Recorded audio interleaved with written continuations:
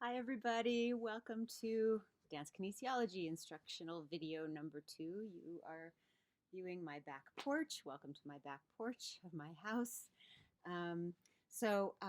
As we're entering this next week, I asked you to look at the next group of muscles, the deltoids. So I'm looking in my course packet on page 132, and the first group of muscles are the deltoids that you're going to be figuring out. Just also note that online I already added on Canvas a bunch of images from the Essential Anatomy app. So check those out, and it may help you make sense of the actions. A couple things about the deltoids I just wanted to let you know. If you take your arms out to the sides like this, and then you feel down the length of one of your arms, about halfway down your humerus, and make a note that my thumb is pointing up, okay? I'll move it that way. My thumb is pointing up, and you go about halfway down, and you'll feel, and actually if you start at your acromion process and you go halfway down, you'll feel there's a place where that group of muscles that's really superficial on your shoulder, it ends, and there's a little bit of a divot.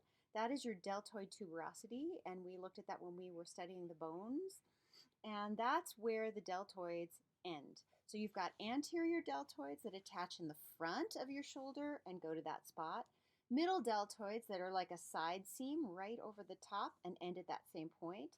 And then the posterior deltoids that go in the back and then end at that same point. So if you feel kind of right in the bulk of that whole muscle, if you take your arms a little bit to the front and you rotate in, then you may feel the anterior fire a little bit more.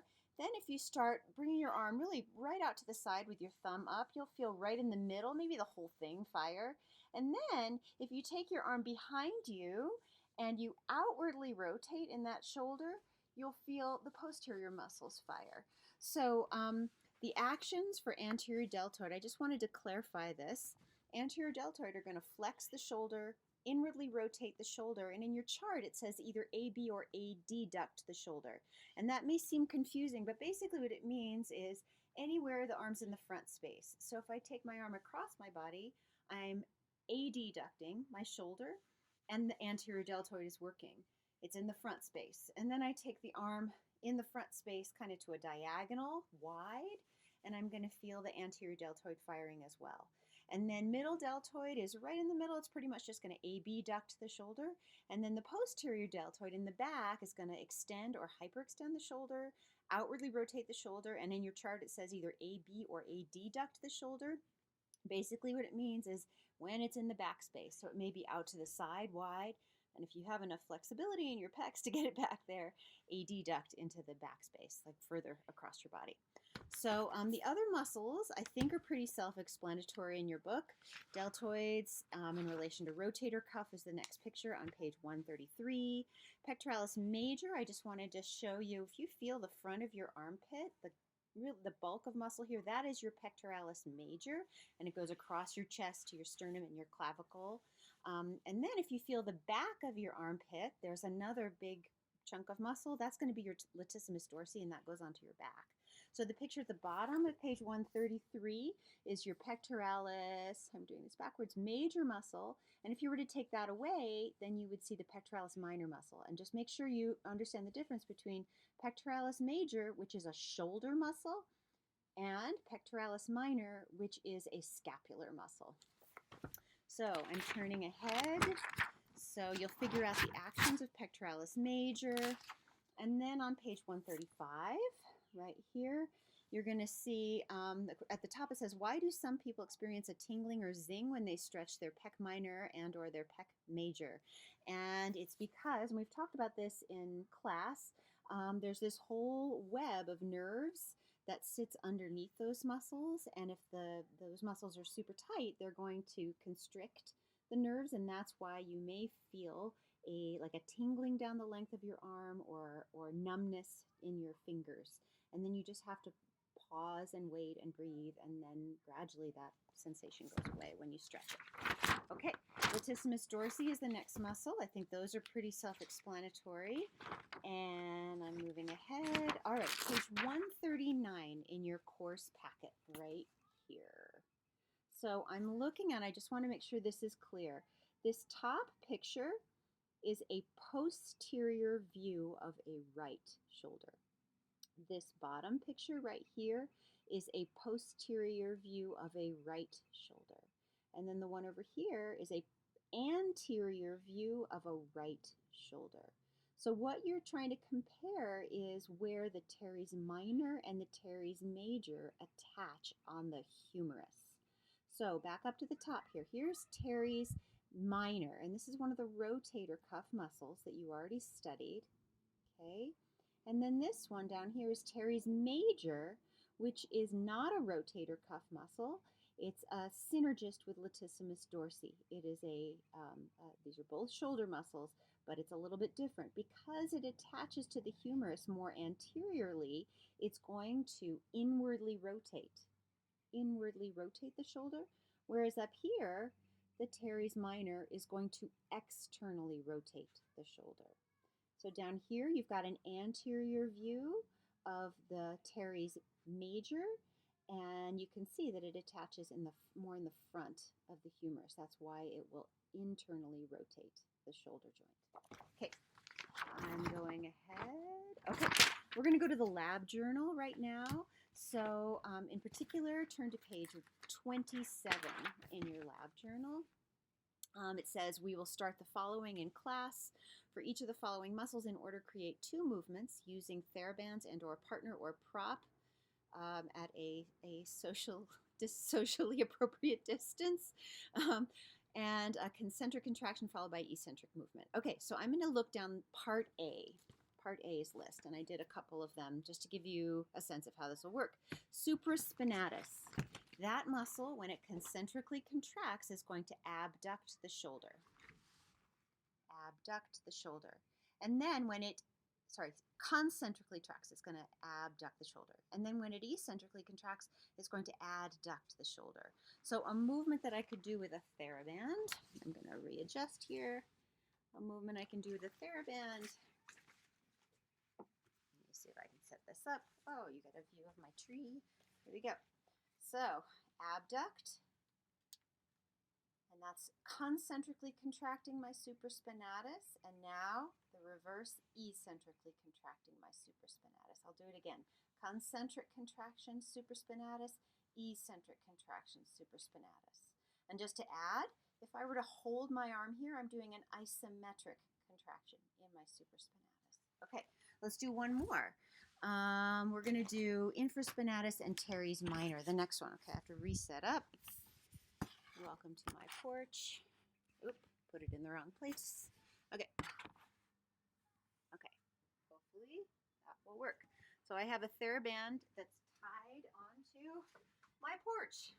Okay, so when the infraspinatus and the teres, minor are going to contract, they like to extend the shoulder, they like to outwardly rotate the shoulder, and adduct the shoulder. So I'm going to be at this angle, and I'm going to pull it this way. That's a concentric contraction, eccentric contraction.